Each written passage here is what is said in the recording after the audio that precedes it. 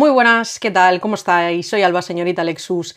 Enhorabuena a todos los españoles, a todos los aficionados de la selección, que hoy son campeones del mundo. España ganó ayer su segundo mundial de forma, creo yo, muy merecida, haciendo un gran partido contra Argentina. Y también quiero aprovechar para felicitar a aquellos argentinos que sigan el canal, que sé que algunos hay, tenéis que estar orgullosos de haber llegado a la final, de haber quedado a un paso de conseguir el título. Creo que ayer España lo mereció más, ahora vamos a hablar sobre eso, pero hay que valorar también el camino porque me parecía un éxito para cualquiera de las dos selecciones llegar a esas instancias de la competición. Como digo, España se ha convertido por segunda vez en su historia en campeona del mundo. Creo que no cabe duda que es posiblemente la mejor selección del siglo XXI, desde luego una de las mejores. Y precisamente es lo que quería tratar en este vídeo porque muchas veces hemos hablado, y con razón, de problemas del fútbol español, polémicas varias, tanto en la federación, en la selección femenina especialmente, en la liga, sea masculina, sea femenina, cosas que sigo sin entender y que sigo sin defender de la normativa que hay aquí en España, etcétera, etcétera. Me parece que también hay que hablar sobre eso. Pero también tenemos a veces que nosotros mismos presumir un poco y darnos ese golpecito en el pecho cuando pues, se consiguen logros como este, porque no se deben minimizar ni debemos creer que es una casualidad del destino que se ha dado porque sí, ¿no? Por ciencia infusa. España, ya no solo pensando en la selección masculina, también incluyendo a la femenina, posiblemente sea, como digo, la mejor selección del siglo XXI, y el crecimiento que ha tenido en los últimos años en esa selección absoluta y en categorías inferiores es tremendo. Ahora mismo, por primera vez en la historia, es la selección que es la actual campeona del mundo en el masculino como en el femenino. Ayer daba este dato la propia página de la FIFA, del Mundial. También es la actual campeona de Europa en el masculino. Consiguió la Eurocopa, el femenino llegó a la final, que no está nada mal. La Nations League en ambos equipos se ha conseguido. Y si tirásemos del hilo e incluyésemos a las categorías inferiores, ya ahí tenemos un sinfín de momentos y de títulos a destacar, solamente quedándome los últimos 5 o 10 años. De hecho, hace 10 días consiguieron en 2 días consecutivos el campeonato sub-19 de Europa en el masculino y el campeonato sub-19 en el femenino. Hay una base maravillosa, hay muchísimo talento en este país, muchísimo, mucho más del que la mayoría cree. Repito, no es casualidad, no es que los demás no se presenten, que todos sean malos o que siempre te favorezcan a ti y haya una conspiración internacional para que quieras que ganen. No funciona así. Y hay también muy buenos entrenadores y muy buenos formadores. Y es de justicia decirlo. Lo digo porque yo misma también señalo cosas que no me gustan y que me enfadan o me generan impotencia, pero hay que tener en cuenta la otra parte de la historia. Y como normalmente creo que se aplaude poco a lo que tiene que ver con el fútbol español en general, tanto canteras, nombres individuales, miembros del staff, entrenadores, lo que sea, que empiezan a tener más repercusión cuando se van fuera. Mikel Arteta ahora es un gran entrenador, Guardiola ahora es el mejor de la historia, del mundo, de Europa, lo que cada uno quiera decir. Distintos futbolistas que se han ido a la Premier empiezan a ser buenos cuando se marchan, también ha pasado con el femenino, lo sabemos. Pues como digo, a veces nosotros mismos tenemos que presumir más y reconocer las cosas que están bien hechas, que no son pocas.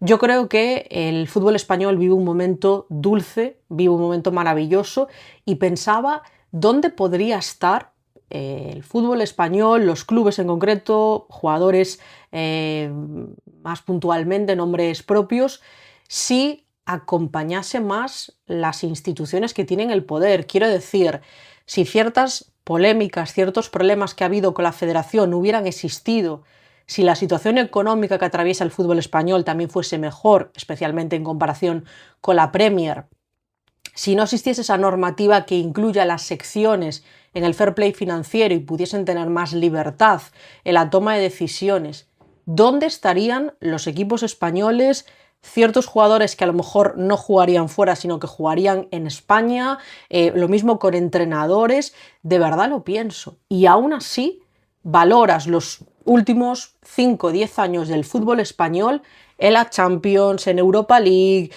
con la selección femenino, masculino, y es sobresaliente, es absolutamente sobresaliente. Entrando en el partido, yo creo que ayer España, como decía, gana muy merecidamente.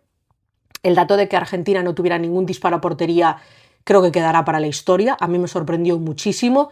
Sí que viendo el 11 pensaba que Scaloni quería hacer un poco largo el partido, que se jugase poco, que pasaran pocas cosas, pero sobre todo con la inclusión de Paredes y teniendo la posibilidad de meter a Lautaro en el segundo tiempo, yo me imaginaba otro guión de partido. Y todo se ha dicho. Iban pasando los minutos, seguía 0-0 en el marcador, un gol anulado a España, que hay ahí un pisotón, es verdad, pero yo no sé si es suficiente como para anular un gol, pero bueno, se anuló. Luego hubo otro gol anulado a Ferran por un fuera de juego milimétrico. Se iba complicando el partido y Argentina estaba a un gol o de igualarlo, por lo menos en los últimos minutos, o retrasar el resultado e ir a penaltis. Y a mí los penaltis siempre me da la sensación, siempre, de que tiene las de ganar el equipo que peor ha estado durante el partido.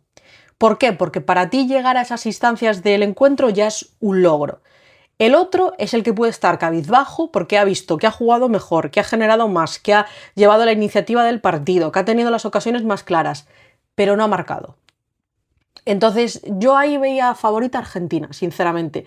Y bueno, pues por suerte para todos los aficionados de la selección española, aparece Ferran, que además me alegré muchísimo de que marcara él, porque bueno, pues sabemos que Ferran depende mucho del estado emocional y que es un jugador de altibajos y no estaba teniendo un buen mundial. Es un futbolista que acepta el rol de no ser titular, de salir desde el banquillo y que suele ser un gran revulsivo, y ayer tanto él como Nico Williams como Pedri estuvieron muy bien, salieron muy bien desde el banquillo y me alegré mucho de que marcase Ferran, de que tenga también como ese aliciente individual y de que se pueda permitir salir en la foto, pero en el buen sentido. Además quedó grabado ese vídeo en el que en uno de los primeros partidos marca un gol que le anulan por fuera de juego y se veía al pobre Ferran diciéndose a sí mismo, murmurando que sea gol, que sea gol, que sea gol. Y ayer marcó el gol más importante de este Mundial para España, así que me llevaron una gran alegría con eso. Destacar también esos minutos de Pedri, soy de las que cree que Pedri llegó muy justito físicamente al Mundial.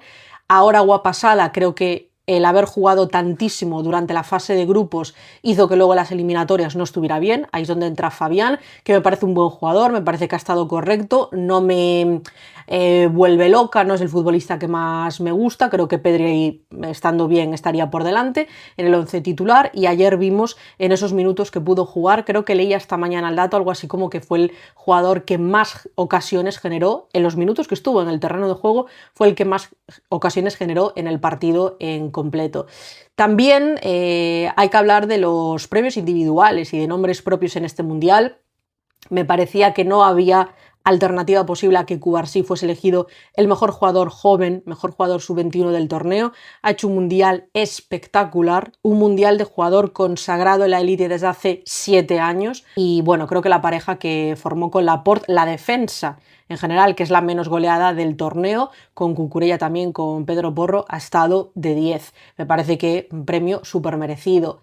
Tengo más dudas con el de Unai y el de Rodri, debo decirlo. Me alegro de que lo ganasen ellos porque lo llevan dos jugadores de la selección española y al haber ganado el título entiendo que eso pesa mucho, pero también veía el dato de que ayer, solo ayer, el Dibu Martínez hace 11 paradas y Unai Simón en todo el torneo hizo 10.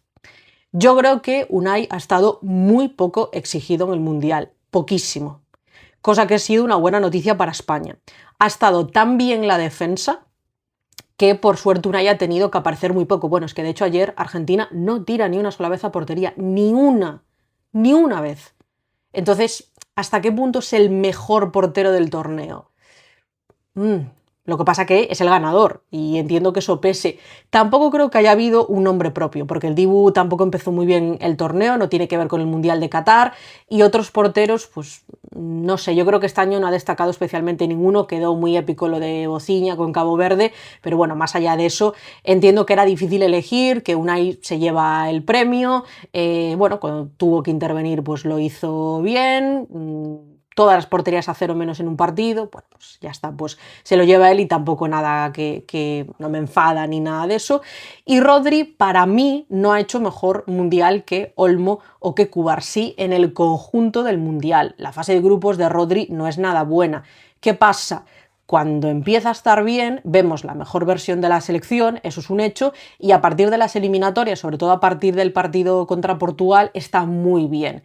Y son los partidos que más lucen, los más difíciles, los más importantes, los que tienen más repercusión y bueno, más atención. Entonces, lo dicho, no lo puedo considerar un atraco, un robo, simplemente lo de Unai me genera un poco duda, no sé a quién consideraría, pero creo que tiene un poco como ese asterisco que ponerle, y a mí el mundial en conjunto de Olmo o de Cubarsí me ha gustado más que el de Rodri. Se lo han llevado ellos. Estupendo, ya está. Pensaba incluso, y bueno, sigo pensando que Messi era un candidato al premio de mejor jugador del torneo. Es que estoy convencidísima, pero no tengo ni un ápice de duda, que de no ser por Messi, Argentina cae bastante antes de llegar a la final, pero bastante antes. Han dependido absolutamente de Lionel Messi con casi 40 años. Necesitan hacer ese cambio generacional. Hay varios jugadores que ya van más de salida, se nota, y al final también creo que Scaloni ha convocado futbolistas un poco que de esa nueva generación, ¿no? Como Barco, como Nico Paz, pero no ha confiado en ellos. Ha tirado pues de sus hombres de confianza con los que ya ganó en 2022 y bueno, y los rendimientos han sido dispares, porque el mundial de Paul, de Molina, los minutos de Montiel, para mí dejaron bastante que desear. Ayer me sorprendió, como decía, el planteamiento de Argentina, también tiene la cara de la moneda de que al mismo tiempo estuvieron cerca de forzar los penaltis, y vete tú a saber qué hubiera sucedido. Creo que España estuvo muy bien. Decía en Mahéis en la previa, en un artículo para la prensa inglesa, que España era el mejor equipo, que en un momento como de muchas individualidades, la mejor selección coral como grupo era España. Suele hacer análisis muy interesantes, también Magdalena Eriksson, me gusta bastante tenerlos en cuenta, y yo creo que ha sido la clave de España en el torneo. Es difícil destacar un nombre propio porque, como digo, ha habido picos de forma, ¿no? Lamine no ha llegado al 100% y aún así condiciona alineaciones. Ayer tenía otra vez doble marca, estaban encima de él constantemente haciéndole faltas bastante significativas. No fue el torneo tampoco de Nico Williams, que la Eurocopa voló. Oyarzábal tuvo sus momentos, otros partidos como ayer que yo creo que pudo aportar menos. Pedri se le vio justo físicamente. En fin, como digo, creo que ha habido tramos del Mundial para todos y ha sido mucho más coral que individual. Para mí era una final soñada porque en el peor de los casos, si no ganaba España, ganaba Messi, ganaba Scaloni, y hay argentinos a los que le tengo mucho cariño, pues como Flepe sobre todo, entonces me iba a alegrar por ellos. Ha habido un poco de chapa, no vamos a negar, un poco de turra, con que si España celebra peor, que si no hay cánticos, que si la gente no lo vive tanto. Bueno, pues seguramente seamos una afición más tranquila. También creo que la inmensísima mayoría estaba en su casa con su familia viéndolo. Sí que vi muchas celebraciones en plazas, en pueblos donde había pantallas gigantes, pero no tantos desplazados allí a Estados Unidos. Solo sí que me quedo con el mal sabor de boca de lo que pasó después del partido. Lo de Paredes me pareció muy fuera de lugar, muy violento, muy agresivo. Luego Otamendi le fue a reclamar a Rodri y a Laporte, que habían hablado mucho, yo no sé a qué se refería, la verdad. Rodri no entendía nada. En un momento también, cuando están celebrando ya los jugadores de España, se ve que Nahuel Molina le da así como un puñetazo a, pues no sé si era el propio Rodri, a un jugador español que pasaba por ahí para celebrar y como que lo espera para darle un golpe. Eso sí que no me gustó nada, porque además yo creo que existe menos rivalidad entre España y Argentina de la que se quiso pintar antes de este partido, y sacar la carta de colonizadores, la historia está ahí, no se puede borrar, pero nadie, ninguna de las personas que existen en el planeta Tierra ha colonizado a ningún otro. Entonces, bueno, igual que ellos dicen, y lo entiendo, que a muchos no les representa Milei o no les representa esa amistad que pueda haber con el Estado de Israel y tiene sentido que se quieran desmarcar de esto porque no los define, pues tampoco a los habitantes de España hoy en día nos define ser colonizadores, ¿no? Creo que también hay que separarlo, pero bueno, era una final que tenía ese aliciente de Lamine Messi. Me ha encantado verlos juntos, para mí queda ahí la foto del Mundial. Creo que es el último baile de Messi en un Mundial, desde luego, incluso a lo mejor en un torneo importante con Argentina.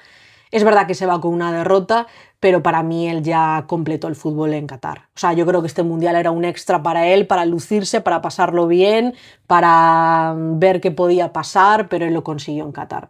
Y yo creo que ahí él bueno, saldó muchas deudas que tenía consigo mismo, no con el fútbol, consigo mismo. Como os decía, creo que es un momento para celebrar, seamos más o menos aficionados de la selección española, también viendo pues, que es positivo para este deporte, para la imagen que se tenga del fútbol español fuera, indirectamente para los clubes también, y que hay que reconocerlo y que hay que presumir de buenas formas de ello. Os quiero leer a todos, quiero saber vuestras sensaciones sobre el partido de ayer, nombres propios que queráis destacar, qué pensáis de la situación que atraviesa el fútbol español. Gracias por el apoyo al canal y nos vemos en los próximos vídeos y directos. Chao, chao.